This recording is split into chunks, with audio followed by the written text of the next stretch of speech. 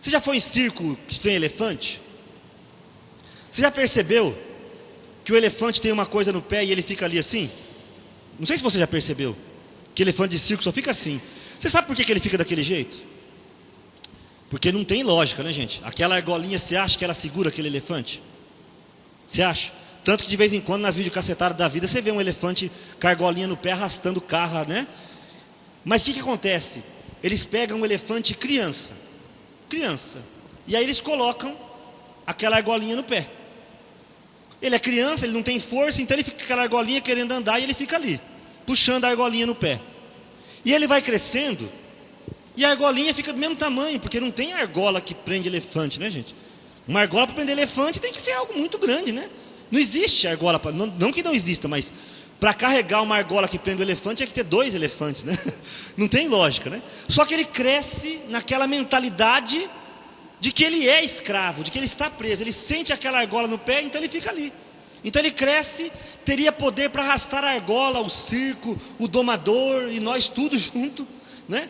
Mas ele fica ali. E de vez em quando eu vejo as nossas vidas que crescemos na escravidão, não é? Então a gente está ali com todo o poder e autoridade de Jesus, mas a gente está ali, ó. Está ali, sabe assim? Presos, porque estamos amarrados a costumes, amarrados ao medo, mais medo do diabo do que de Deus, né? Mais medo do inferno do que de não ir para o céu. Gente, não interessa se eu nem me preocupo com pessoas que queiram discutir o inferno. De saber que eu posso não ir para o céu, gente, já é muito para mim. Eu só quero o céu, o resto, seja o que for, não serve. Mas a gente está ali e a gente acostumou, né? Eu tinha uma propaganda, acho que era de um carro, né? Que a pessoa falava assim: eu queria uma casa, mas ganhei uma barraca. Para mim tá bom, né? Não sei se vocês viram essa propaganda, né? Eu queria, sei lá, uma máquina fotográfica, mas ganhei um lápis para desenhar. Para mim tá bom, né? E a gente fica igual o elefante, né? Para mim tá bom, para mim que sou escravo, para mim que estou perdido, para mim que não vou para lugar nenhum, tá bom. Que vida triste. Que vida triste. Pessoas que temem, né? E aqui no versículo 9 ele fala: então darei aos povos lábios puros, para que invoquem todos o nome do Senhor e o sirvam no mesmo espírito de zelo. E ele vai falando de todas as promessas de salvação, que ele vai instituir um povo novo, um povo humilde, um povo que busque, que o ame acima de todas as coisas, que não tenha mais temor de nada, né? Vocês percebem como hoje não, na verdade, eu creio que desde sempre, né? A vida, ela vai pregando peças na gente, vai nos colocando, ao mesmo tempo, inimigos, que parece que têm mais poder do que realmente eles têm, e ao mesmo tempo heróis que não têm poder nenhum, né? Eu gosto muito daquela história também. A professora chegou na sala de aula e falou assim: gente, eu queria que cada um aqui falasse como é que fala? Vilão, né? Do que vocês têm medo quando vocês escutam alguma história? E aí a molecada começou: eu tenho medo do lobo mau, porque a hora que fala que ele sopra a casa, ai meu Deus do céu, ele comeu a Chapeuzinho Vermelho, né? Eu já tenho medo, sei lá, né, como é que chama, do inimigo do Batman, Coringa. Eu tenho medo, sei lá, do Homem-Areia, que agora o Homem-Areia é inimigo do Homem-Aranha, né? E assim por diante, né? E aí um molequinho: eu tenho medo de um vilão terrível, o nome dele é Malamém. Gente, a professora falou assim: nossa, Malamém deve ser o homem mala, né? O homem mala, né? Malamém. E a pessoa falou: mas nossa, eu nunca ouvi falar desse vilão, né? Qual o poder? A professora, que poder que ele tem eu não sei, mas minha mãe toda noite vai orar e fala assim: mas livrai-nos do Malamém, livrai-nos do Malamém, né? Toda noite ela só pede para livrar do Malamém. Eu não sei quem que é esse cara, mas esse Malamém deve ter um poder, porque toda noite minha mãe está lá: livrai-nos do Malamém, livrai-nos do Malamém, Malamém, Malamém. A criança cresceu com medo desse Malamém, ela não sabe quem que é, né? E muitos filhos nossos crescem com medo do Malamém, né? Sempre com esse medo sem sentido, medo do diabo que é derrotado, medo da morte, que é, na verdade, para os que creem, um sentido de libertação, medo do futuro, sendo que o futuro pertence a Deus. Medo, temos medo, só temos medo por causa do Malamém. O Malamém é tão forte, né? O Malamém. Então a gente fica com essas coisas. E ao mesmo tempo, nós criamos heróis que não servem para nada. Já prestou atenção quantos heróis nós criamos que não servem para nada? Eu não falo dos heróis de quadrinho, não estou falando das fantasias de quadrinhos e tudo mais, mas eu falo de heróis que buscam tirar a nossa fé. Quem está aqui há muito tempo sabe, porque eu não aguento, né? Toda vez que eu falo sobre isso também. Gente, eu não me conformo até hoje com o coelhinho da Páscoa e o Papai Noel, não me conformo. São heróis que tiraram dos nossos filhos toda a obra redentora de Jesus Cristo, e só causaram tristeza, né? Que tristeza quando a gente descobre que Papai Noel não existe, né, gente? Ninguém vai desmaiar, né? Todo mundo sabe já que Papai Noel não existe, né? Vai que de repente uma pessoa cai aí e fala: ai meu Deus, ele não podia fazer isso comigo. De vez em quando acontece, né? De vez em quando levanta e sai chorando: ele não existe, minha mãe me avisou, né? Não me conformo, gente, de nós perdemos tanto tempo contando histórias de coelhinho da Páscoa. Gente, vocês conhecem uma história mais linda? Pensa. Eu sei porque eu fiz isso com os meus filhos. Eu fiz isso com os meus filhos. Em casa nunca teve coelhinho da Páscoa nem Papai Noel. Gente, que história linda. Quando a gente se reunia para falar assim: filho, estamos celebrando hoje algo extraordinário.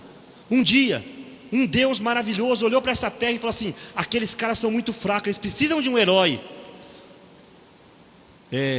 Sofonias 3,17: o Senhor teu Deus está no meio de ti como herói salvador. Essa é a tradução da Ave Maria. Eu amo essa tradução. O Senhor teu Deus está no meio de ti como herói salvador. Imagina você pegando teu filho e dizendo assim: filho, sabe o que é Páscoa, filho? Sabe o que é Natal, filho? Um dia Deus olhou para essa terra e falou assim: esses homens estão perdidos, estão sendo enganados, iludidos pelo demônio e por eles mesmos. Eles estão atrás de coisas que eles nunca vão conseguir vencer. Eles precisam de um herói. E Deus olhando para lá e falou assim: então eu vou dar para eles o herói salvador. E então, filho, Deus pegou uma menina lá da Galileia, e aquela menina, sem conhecer homem nenhum, por um poder mágico extraordinário, muito maior do que o poder do Shazam. Aí você conta do jeito que você quiser, né? Muito maior do que o poder do super-homem, né? Aliás, depois dos 40 anos eu me tornei super-homem. Não sei se vocês sabem, né? Porque só no cinema que a pessoa faz assim, né? Clark Kent, super-homem. Clark Kent, super-homem, né? Clark Kent, e ninguém reconhece o cara, né? E a gente assiste, né? Só no cinema, né? Eu fiz esse teste depois que eu comecei a usar óculos. Olha, Clark Kent, super-homem. E com esse físico ainda, né? Ficou fácil. Não ficou fácil? Só no cinema, né? Entende? Então, eu não estou dizendo, gente, eu adoro filme, gosto de assistir, inclusive, não é disso que eu estou falando, estou dizendo da destruição do nosso grande herói salvador. Aí, filho, de uma maneira sobrenatural, veio uma criança. Ela não veio de Krypton. Ela veio do céu. E veio com um poder tão grande que o diabo vê ele e corre. Isso é super-herói. Isso é super-herói. Aí coloca um gordo de vermelho descendo uma chaminé, gente. A chaminé nossa tem que ter um negócio, nossa pomba faz ninho lá em cima. Como é que um gordo vai passar lá? Tem uns gordos que, aliás, não estão passando nem nas portas das casas, né? Não passa nem nas portas das casas, quanto mais nas chaminé. E a gente cria tudo aquilo. Gente, eu fico pasmo. Eu estou comprando agora aquele Papai Noel que tem uma escadinha, porque eu vou colocar lá montando no muro. Sabe, gasta uma fortuna. E um presépio fala tanto, né? Fala tanto. Agora a moda na Páscoa é alugar coelhinho mesmo, de verdade, para colocar na sala do lado do ovo de Páscoa, né? Se pegar um coelho viciado em chocolate, ele vai comer tudo o chocolate do seu filho, né? Coisa triste, né? Você paga o aluguel do coelho e ainda ele come o chocolate da criança. Coisa triste, né? Gente, tenta explicar para uma criança que coelho bota ovo. Nem a coelha faz isso, né? Quanto mais o coelho, né? A coelha não bota, né? Como é que o coelho vai botar? Que coisa triste. Eu me lembro quando chegava perto da Páscoa, eu falava assim: filho, um coelho estava em cima do muro e botou um ovo. De quem que é o ovo? Do lado direito ou do lado esquerdo? Do lado direito. Não, filho, não é de ninguém, porque coelho nunca bota ovo, né? Não é de ninguém o ovo dele. Entende? A verdade é que a gente tira este herói salvador. Gente, nós temos um super-herói. Eu já dei palestra para criança muitas vezes, sabe? E quando às vezes eu vou falar com criança, nós abordamos o tema de super-herói, porque chama a atenção deles, né? Quem é o super-herói? E eles falam de tudo. E eu falo: pois eu conheço um super-herói violento. Esse super-herói que eu conheço, ele foi atrás de boteco, dentro de boteco, cheio de gente louca para me buscar. Ele foi no meio de prisões, cheio de assassinos, para buscar Paulo. Ele foi. Isto é um herói. Não precisa de capa, não precisa de nada. Ele é um herói salvador. Este é o nosso herói. E nós não damos valor nenhum para ele. Ficamos preocupados, mas o que os outros vão falar? O que será que vão pensar? Porque todo mundo faz, né? Ei, gente, essa história de todo mundo faz é um problema sério, né? Todo mundo faz, né? De vez em quando eu pergunto, se todo mundo for para o inferno, não, aí eu não vou, né? Mas se você faz igual, não tem jeito. Gente, eu larguei da bebida, sabe por quê? Porque eu olhava para o futuro e eu via aonde foram parar os alcoólatras. Eu vi na minha casa aonde eles foram parar. Eu vi na minha casa. Sabe por que eu fui atrás de ajuda? Porque eu vi aonde levou as pessoas que dormiam na rua, como eu já estava dormindo. Aonde levaram as pessoas que ficavam tocando em boteca a troco de cachaça, como eu estava tocando. E aquilo me fez alertar para a vida. Você já se alertou para a tua vida? Quem está fazendo o que você faz, onde é que vai parar?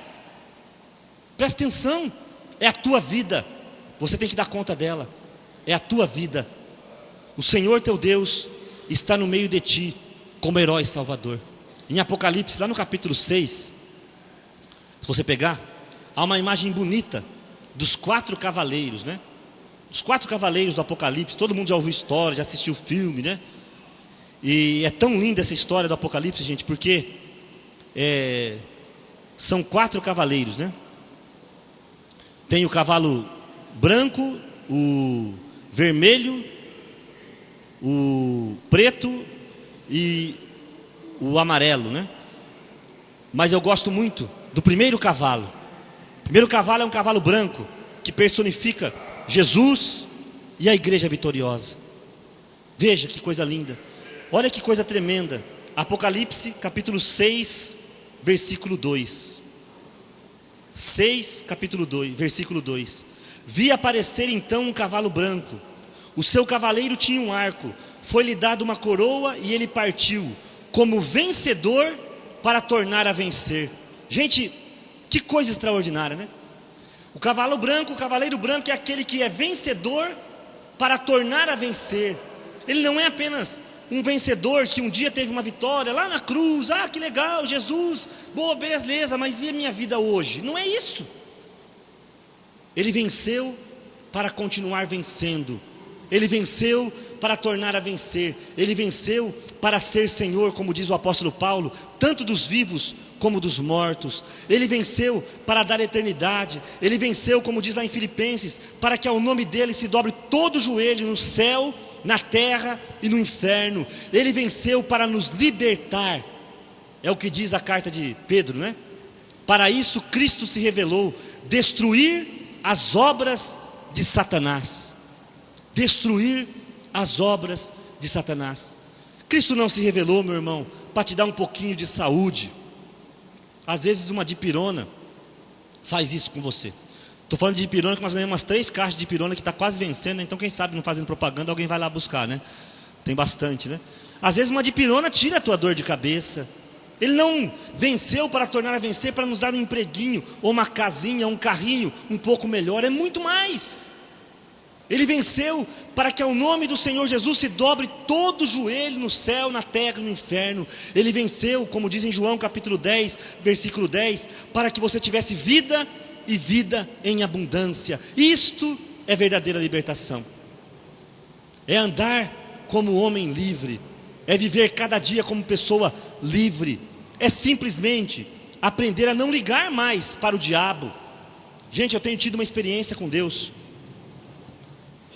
Com o diabo, eu louvo a Deus porque já assim, foi uma das primeiras coisas que eu aprendi. Então o diabo comigo, eu nunca dei muita moral. Não fui muito te dar moral para o demônio assim, sabe?